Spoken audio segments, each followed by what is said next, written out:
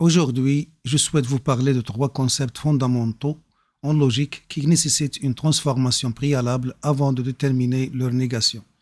Ces concepts sont la négation logique d'une proposition d'une double inégalité, la négation d'une implication et la négation du quantificateur d'unicité.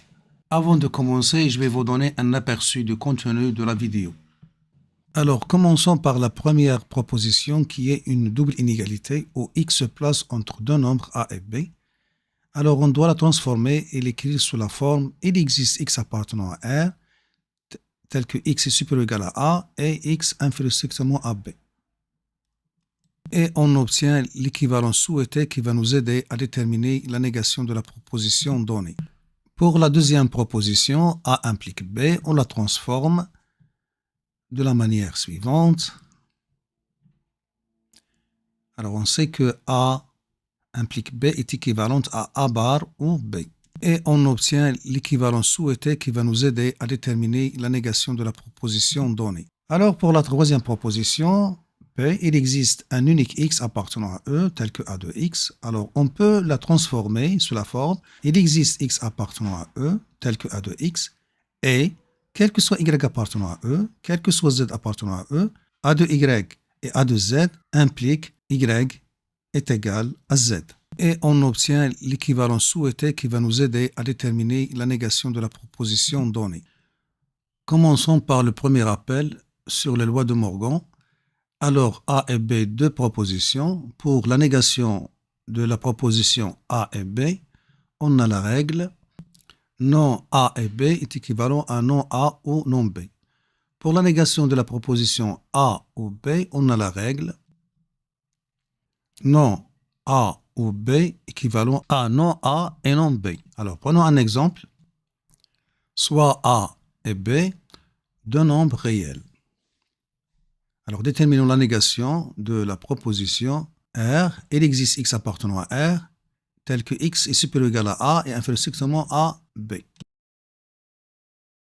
Alors, la proposition R peut s'écrire sous la forme R. Il existe X appartenant à R, tel que X est supérieur ou égal à A et X inférieur strictement à B. C'est-à-dire, on a séparé la double inégalité.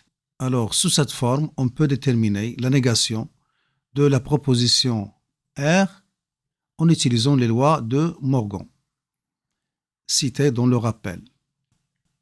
De la manière suivante. Alors, R bar est équivalent à non, il existe X appartenant à R, tel que X est supérieur ou égal à A et X inférieur strictement à B.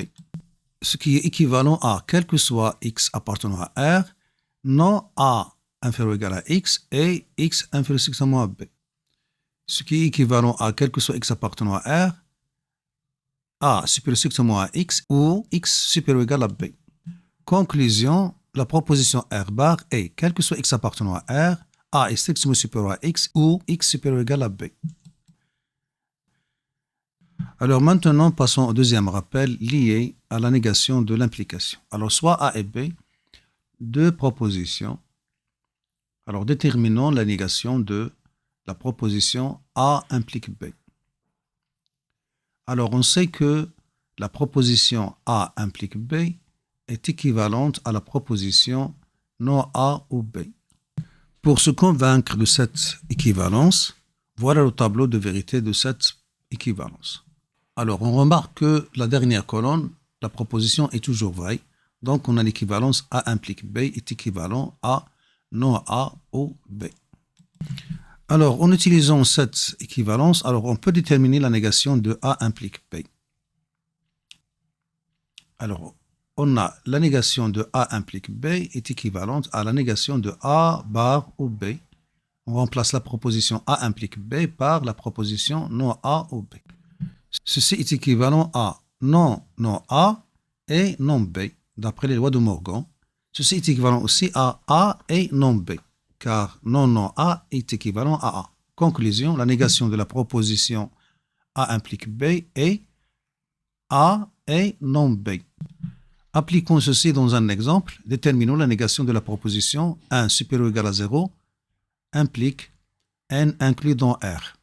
On a la négation de l'implication 1 supérieur ou égal à 0 implique n est inclus dans R est équivalent. Donc on va remplacer l'implication par la proposition équivalente et on applique les lois de Morgan et on arrive à la fin à 1 supérieur ou égal à 0 et n n'est pas inclus dans R.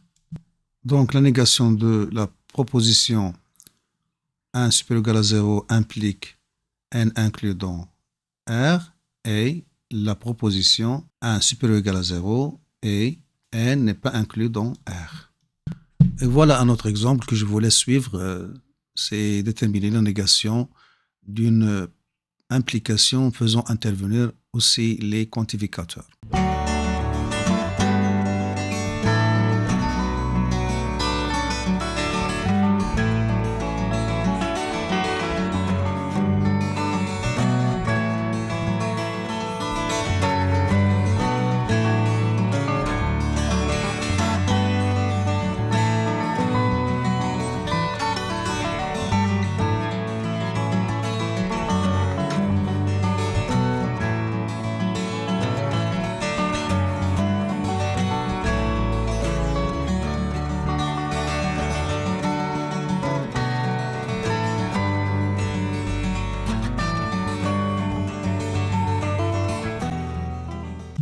Maintenant, on commence le rappel 3 qui concerne la négation du quantificateur de l'unicité. Il existe un unique.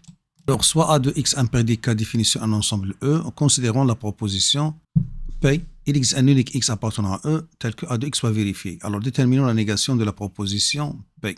Alors, la proposition P peut se transformer sous la forme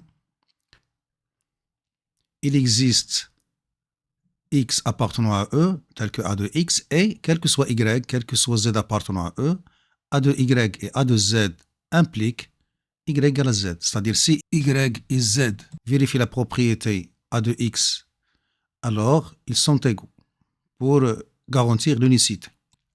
Alors, sous cette forme, on peut déterminer la négation de la proposition donnée, P, de la manière suivante. Alors, P bar est la négation de la proposition il existe x appartenant à E, tel que A de x, et quel que soit y appartenant à E, quel que soit z appartenant à E, A de y et A de z impliquent y égale z. En utilisant les lois de Morgan, alors ceci est équivalent à la négation de il existe x appartenant à E, tel que A de x, ou la négation de quel que soit y appartenant à E, quel que soit z appartenant à E, A de y et A de z. Ceci implique que y est égal à z. Alors maintenant, on va utiliser la règle de la négation d'une proposition quantifiée et la règle de la négation d'une implication. Alors, ceci est équivalent à quel que soit x appartenant à E, non A de x, ou il existe y appartenant à E, il existe z appartenant à E, tel que A de y et A de z et y différent de z. Alors maintenant, on va appliquer ce qu'on a vu dans un exercice qui nous demande de déterminer la négation de la proposition P. Il existe un unique x appartenant à R tel que 3x au carré moins 1 égale à 0. Alors, réponse, pour déterminer la négation de P, on va appliquer ce qu'on a retenu du troisième rappel. Par suite, on a, alors la négation de P est équivalent à la négation de la proposition qui est entre crochets, qui est équivalent à, quel que soit x appartenant à R, 3x au carré moins 1 différent de 0, ou il existe y appartenant à R, il existe z appartenant à R, tel que 3y au carré moins 1 égale à 0, et 3z au carré moins 1 égale à 0, et y différent de z. Alors, conclusion, la négation de la proposition P est la suivante.